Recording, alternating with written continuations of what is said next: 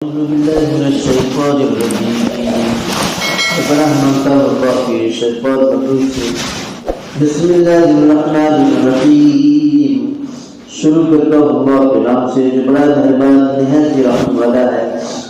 والذين اجتنبوا الطاغوت أن يعبدوها وأنابوا إلى الله لهم البشرى فبشر عباد. قرآن شریف کے 23ویں پارہ سورہ زمر کے دوسرے رکوع میں آیت نمبر 17 میں اللہ تعالیٰ ایسا فرماتا ہے جن لوگوں نے اللہ کے سوا دوسروں کی عبادت سے پرہیز کیا اور ہمیں تک اللہ کی طرف متوجہ رہے وہ خوشخبری کے مستحق ہے تو میرے بندوں کو خوشخبری سنا دیں. جو بات کو کان لگا کر سنتے ہیں پھر جو بہترین بات ہو اس پر عمل کرتے ہیں یہی ہے جنہیں اللہ نے ہدایت کی ہے اور یہی عقل مند بھی ہیں. اللہ تعالیٰ فرماتا ہے کہ جو لوگ اللہ کے سوا سب سے بیزاری اور خدا کی فرمانبرداری کریں ان کے لیے دونوں جہاں میں خوشیاں ہیں. بات سمجھ کر سن کر جب وہ اچھی ہو اس پر عمل کرنے والے مستحق کے مبارکباد ہیں.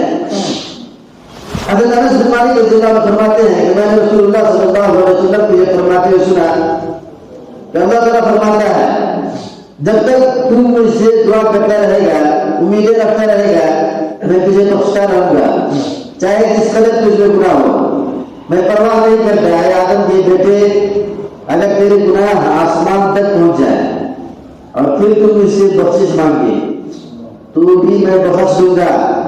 میں پرواہ نہیں کرتا اے آدم کے بیٹے اگر تو زمین کے برابر بھی گناہ لائے گا اور مجھ سے اس حال میں ملے گا کہ تو نے دنیا میں کسی کو میرا شریک نہیں کیا ہوگا تو میں تجھے اس کے برابر بخش دوں گا. ترمذی شریف حدیث نمبر 1388 مشکوٰۃ شریف حدیث نمبر 2211. میرا عزیز دوستو آپ نے زندگی میں دیکھا ہوگا کہ بعض لوگ اپنے ہاتھوں کی انگلیوں میں انگوٹھیاں پہنتے ہیں. یہاں کتنا پہن کے بیٹھے ہیں کوئی ایک انگوٹھی کوئی دو کوئی تین کوئی اس سے بھی زیادہ انگوٹھیاں پہنتے ہیں اور ان انگوٹھیوں میں پتھر کے چھوٹے چھوٹے ٹکڑے لگے ہوتے ہیں جن کو اکثر لوگ تو بے سمجھے مجھے شوقیہ پہنتے ہیں اور بعض لوگ اس لیے سے پہنتے ہیں اور گلے میں لٹکاتے ہیں کہ یہ کارآمد ہے. یعنی ان کو انگوٹھی میں ڈبوا کر انگلی میں پہننے سے یا چاندی میں بندھوا کر گلے میں لٹکانے سے نفع ہوتا ہے اور نقصان سے بچ جاتا ہے. ان پتھروں کے نام بھی لیتے ہیں یہ پتھر سلیمانی ہے یہ پتھر یاقوت ہے یہ پتھر نیلم ہے یہ زمرد کا پتھر ہے یہ لال ہے یہ کہربا ہے یہ عقیق ہے یہ سنی ہے وغیرہ وغیرہ. نفع ہو گیا نقصان سے بچنے کی نیت سے ان پتھروں کے ٹکڑوں میں تاثیر سمجھ کر بڑے بڑے مفتی پیر فقیر صوفی ہمارے ساتھی نمازی حاجی گاجی مست بلنگر پیر کے بچہ فقیر درویش سجادہ نشین مجاور درگاہ کے پجاری وہ سب کے سب انگوٹھی میں پتھر لگا کے پہنے رہتے ہیں اور بعض لوگ اپنے گلوں میں یہ پتھر پہنے ہوئے ہوتے ہیں. مستقل تاثیر کا انتخاب کر کے اس سے ہم کو نفع ہوگا. پہلے تو یہ حرام ہے بلکہ شرک کی حد تک پہنچاتا ہے اور اگر یہ اعتقاد نہیں ہے تو اس کی اجازت ہے مگر ایک ہی انگوٹھی پڑھنا چاہیے اور چاندی ایک ہی وہ بھی چاندی کی ہو اور اس میں نگینہ بھی ایک ہی ہو. بہت سارے کنڈیشن ہے. اسی طرح کچھ لوگ لوہے کی یا تانبے کی انگوٹھی بھی پہنتے ہیں کم میں بھی پڑھنے کے ہوتے ہیں اور اس سے نفع یا تندرستی کو بھی رکھتے ہیں. یہ سب ناجائز ہے اب اس عقیدہ سے پڑھنا کفر ہے. اگر کوئی بیماری ہے تو علاج کروانا جائز ہے. سونا چاندی عورت پہن سکتی ہے کچھ بھی بنا کے پہن. مرد سونا نے صرف چاندی یا انگوٹھی پہن سکتا ہے وہ بھی ایک ہی چیز.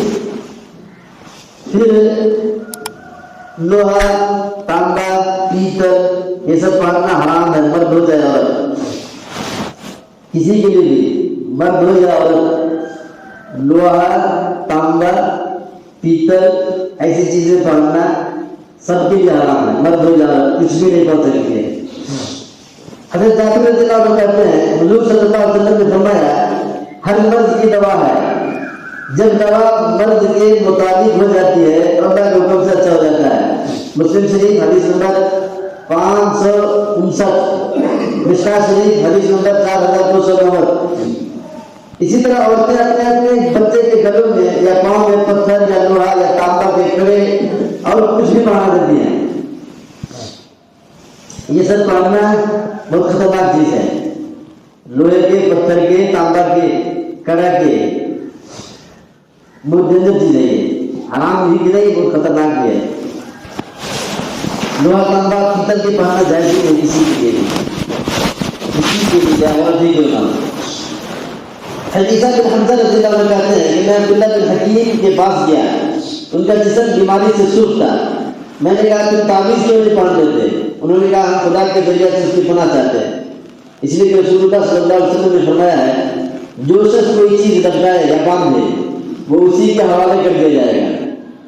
مشکاۃ شریف حدیث نمبر 4231۔ بعض عالم صاحبان بھی قرآنی تعویذ یا دعائیں وغیرہ لکھ کر گلے میں یا ہاتھ کے بازو میں باندھ دیتے ہیں، لیکن اس تعویذ یا دعا وغیرہ کو تانبے، پیتل وغیرہ کی ڈبیاں میں ڈال کر باندھتے ہیں۔ یہ سب کے نزدیک ناجائز ہے، حرام ہے، منع ہے، مرد ہو یا عورت، کیونکہ تانبا، پیتل اور لوہا بذات خود پہننا منع ہے، حرام ہے، تو اس میں تعویذ ڈال دینے سے جائز نہیں ہو جائے گا۔ سمجھ میں آ رہی بات؟ لوہا، تانبا، پیتل کے کوئی چیز پہننا، کوئی بھی پہنے، مرد ہو یا عورت، حرام ہے۔ اب لوہے کی چیز میں تعویذ گھسا کے پہن دیا تو وہ لوہا تعویذ کی وجہ سے جائز ہوگا، حرام ہی رہے گا۔ تعویذ کو پیپر وغیرہ میں، کور میں موم جامع کر کے جلا کے پہن کے ڈالا گیا، اس کو دعا میں، پیتل میں، تانبا میں گھسا کے پہنے گا، حرام کر رہا ہے، حرام کام کر رہا ہے۔ اور چاندی اور سونا صرف عورت پہن سکتی ہے، مرد نہیں، مرد کے لیے صرف چاندی کی انگوٹھی گنجائش ہے، صرف اجازت ہے، اس لیے کہ چاندی یا سونے کا پہننا عورت کے لیے جائز ہے، اور مرد کے لیے سوائے چاندی کی انگوٹھی کی جائز ہی نہیں۔ سونا تو مردوں کے لیے بالکل حرام ہے، چاہے انگوٹھی ہو یا کوئی زیور ہو، اگر تعویذ وغیرہ ہی پہننا ہو تو موم جامع کر کے پیپر میں، کور میں، اس کو کپڑا میں سل کے پہنے بس۔ بعض لوگ پیروں کے انگوٹھوں میں یا انگلیوں میں تانبے کے، پیتل کے تار باندھ دیتے ہیں، اس سے بیماری ختم ہو جائے گی، ہماری نجات ہو جائے گی، یہ بھی ایک قسم کا شرک ہے، حرام ہے۔ بعض پڑھے لکھے بھی باندھتے ہیں، بلکہ بعض عالموں کو بھی ہم نے دیکھا ہے کہ تانبا تار ہاتھ کے انگلیوں میں یا پیر کے انگلیوں میں باندھ دیتے ہیں، اور کہیں کہیں نوجوان لڑکوں کے ہاتھ میں بھی لوہے کے کڑے کنگن کی طرح پہنے ہوئے ہیں، یہ صاحبان صوفیہ پہنتے ہیں۔ سکھ صاحبان کے دھرم میں کڑے کا پہننا لازمی ہے، ان کی دیکھا دیکھی مسلمان لڑکے نوجوان یہ بھی مانتے ہیں، یہ حرام ہے۔ بعض مرد یا اپنے ہاتھ یا پیر میں لوہا یا پیتل یا تانبا کے کڑا پہنتے ہیں اور کہتے ہیں خواجہ غریب نواز کی درگاہ سے میرا بھائی لایا ہے، میرا باپ لایا ہے، میرا تایا لایا ہے، میری ٹکی لائی ہے، میری بہن لائی تھی، اس کو بابرکت سمجھ کر پہنتے ہیں، یہ سب جہالت ہے، شریعت کے خلاف ہے۔ حضرت عبداللہ بن عمر رضی اللہ عنہ فرماتے ہیں حضور صلی اللہ علیہ وسلم نے ایک چاندی کی انگوٹھی بنوائی، اس کا نگینہ ہتھیلی کی جانب رہتا تھا، اس میں محمد رسول اللہ کنڈا تھا۔ حضور صلی اللہ علیہ وسلم نے ایک چاندی کی انگوٹھی بنوائی، اس میں محمد رسول اللہ لکھا ہوا تھا، اس کا نگینہ سمجھتے ہیں، وہ بھی سمجھانا پڑے گا، وہ دیکھو بچہ انگوٹھی باندھ کے ہے، پتھر ہے نہیں ڈال، دیکھو اوپر ادھر رکھا ہے، اس کا نگینہ نبی پاک صلی اللہ علیہ وسلم ادھر رکھتے تھے، ادھر رکھنا غلط ہے، ایک دم شریعت کے خلاف ہے، مرد لوگ ادھر رکھے، ادھر لانا پڑتا ہے، عورت ادھر رکھے، اس لیے کہ عورت کو وہ استعمال کرنا ہے زینت کے لیے، اور مرد کو انگوٹھی استعمال کرنا ہے مہر لگانے کے لیے۔ خطوں میں بادشاہوں کے پاس اسلامی دعوت دکھے، اسلامی خط دکھے، اسلام لانے کی بات دکھے، اس میں مہر لگایا ہے، یہ کون سا بڑا اسلامی کام کر رہے ہیں؟ جانتے ہیں اسلام سے کریں گے کیا ہے؟ مرد کس سے ماننا ہے؟ خط میں مہر لگا کے اسلامی دعوت دینے کے لیے جو خط لکھے گا اس میں مہر لگا کے بھیجنے کے لیے، کہ تم اسلام جانتے ہی نہیں تو مہر کہاں لگائیں گے؟ اس لیے بتا رہا ہوں بعض آدمیوں کا ہاتھ میں انگوٹھی دیکھی ہوگی، ہم نے بھی دیکھی ہے۔ اب جب پڑھے لکھے لوگ ہاتھ میں انگوٹھی دیکھتے ہیں تو نگینہ اوپر رکھتے ہیں، ادھر تکلیف ہوتی ہے کیونکہ شریعت کے خلاف ہے۔ یہ لوگ سنت سمجھ کر پڑھتے ہیں اور عمل مکروہات پر کرتے ہیں، اور ان کے عمل کو دیکھ کر دوسرے لوگ بھی اس پر عمل کرتے ہیں۔ مثال کے طور پر کسی آدمی نے انگوٹھی پہنی ہے، مسئلہ اس کے بارے میں معلوم نہیں کیا، اب انگوٹھی پہن دیا، بس ایسے ہی بغیر تحقیق کے پہن دیا ہے، تو اب اس عالم صاحب کے جتنے بھی شاگرد ہوں گے، سچے ہوں گے، چاہنے والے ہوں گے، اس عالم صاحب سے انگوٹھی کے بارے میں مسئلہ پوچھیں گے نہیں، بس دیکھا دیکھی سب پہن لیں گے۔ اسی طرح پیر صاحب یا سجادہ نشین ہے، یہ مجاور ہے، انگوٹھی پہنی ہو تو لوگوں کی دیکھا دیکھی دوسرے لوگ بھی انگوٹھی پہن لیتے ہیں۔ جب انگوٹھی پہنے تو چاہیے کہ اس کا نگینہ اپنی ہتھیلی کی طرف رکھے، اوپر کی طرف نہ رکھے۔ مرد لوگوں کے لیے مسئلہ ہے، نگینہ جو پتھر ہے نہیں اس کو اندر رکھے گا ہتھیلی کی طرف، اور عورتیں اوپر رکھیں، اس لیے کہ عورتیں زینت کے واسطے پہنتی ہیں اور مرد مہر لگانے کے واسطے پہنتا ہے۔ لگاتے ہیں مہر کہیں؟ جانتے نہیں، سنائی نہیں، زندگی میں پہلی بار سننے لگا کے کیا یہ کہاں لکھا ہوا ہے؟ یہ تو ہمیں کہہ دیا ارے ہے کہیں کیا نہیں۔ فتاوی عالمگیری جلد نمبر 4 صفحہ نمبر 295 کراہت کا بیان لیسن ہے، اس میں کراہت کا بیان، مکروہ حرام چیز کیا کیا ہے وہاں پہ لکھا ہے کہ انگوٹھی پہننا ہے تو صرف جائز ہے کہ چاندی کی انگوٹھی پہنے، ایک ہی پہنے، اور اس کا نگینہ ہتھیلی کی طرف ادھر نہ ہو مرد کے لیے، اس لیے کہ یہ مہر لگانے کے واسطے پہنتا ہے، اور عورت کے لیے ادھر ہے اس لیے کہ وہ زینت کے واسطے پہنتی ہے۔ آپ لوگ جس کے ہاتھ میں انگوٹھی دیکھیں گے، چاہے وہ مولوی صاحب ہو، فقیر ہو، پیر صاحب ہو، صوفی ہو، درویش ہو، نمازی ہو، حاجی ہو، قاضی ہو، مرشد ہو، سجادہ نشین ہو، مجاور ہو، اس کے انگوٹھی کا نگینہ ہتھیلی کی طرف نہیں ہوگا بلکہ ہتھیلی کے پیچھے نگینہ ہوگا۔ آپ جس کو بھی اسی طرح انگوٹھی پہنے ہوتے گے تو سمجھتے ہیں کہ وہ جاہل ہے، اسے مسئلہ یاد نہیں ہے بلکہ دیکھا دیکھے انگوٹھی پہن لیا ہے۔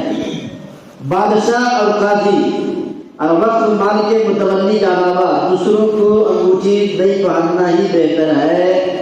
ایک کتاب ہے غایۃ الاوطار، عربی میں ہے، اس میں لکھا ہوا ہے، جلد نمبر 4 ہے، صفحہ نمبر 207 ہے۔ انگوٹھی کے مسئلہ میں عموماً عام طور پر لوگ واقف نہیں ہوتے، بس دیکھا دیکھی پہنتے ہیں، اور اگر کسی نے اتفاق سے پوچھ لیا کہ انگوٹھی پہننا کیسا ہے بھائی، تو بھائی سنت ہے، ان کو اتنا بھی پتہ نہیں سنت کس کو کہتے ہیں، کم سے کم یہ معلوم ہونا نہیں سنت کس کو کہتے ہیں، فرض کس کو کہتے ہیں، واجب کس کو کہتے ہیں، تو پوچھ لو انگوٹھی پہننا کیسا ہے بھائی، کہتے سنت ہے۔ پتہ ہے آپ کو سنت کیا ہوتا ہے؟ صحابہ اکرام سارے کے سارے سنت پر عمل کرتے تھے، نبی کی ایک سنت کو بھی نہیں چھوڑتے تھے۔ اگر انگوٹھی پہننا سنت ہے تو ہر صحابی کے انگلی میں انگوٹھی ہونا آپ کو دکھانا پڑے گا، حالانکہ کسی صحابی کے انگلی میں انگوٹھی نہیں ہے۔ 1,40,000 صحابہ کرام ہیں، اس میں سے آپ کو پورا تاریخ بھگانیں گے تو 4 یا 6 صحابہ کے انگلی میں انگوٹھی ملے گا۔ تو سنت ہے تو سب صحابہ پر ہونا چاہیے، ہمارے تمہارے جیسے تھوڑے ہیں صحابہ کہ ہم فرائض واجبات سب چھوڑتے جا رہے ہیں، چھوڑ رہے ہیں۔ وہ نبی کی ایک سنت کو نہیں چھوڑتے تھے، تو انگوٹھی پہننا سنت ہے تو سارے صحابہ کی انگلی میں ہونا چاہیے انگوٹھی۔ سنت کچھ نہیں ہے، صرف جائز ہے، گنجائش ہے، وہ بھی چند شرائط کے ساتھ۔ تو آپ کسی سے پوچھ لیں کہ بھائی انگوٹھی پہننا کیسا ہے، تو کہتے ہیں سنت ہے، حالانکہ انگوٹھی پہننا سنت نہیں ہے۔ اگر انگوٹھی پہننا سنت ہوتا تو تمام صحابہ کرام کے ہاتھوں میں انگوٹھی ہوتی۔ اللہ تعالیٰ ہم سب کو سمجھنے کی، عمل کرنے کی توفیق عطا فرما دے۔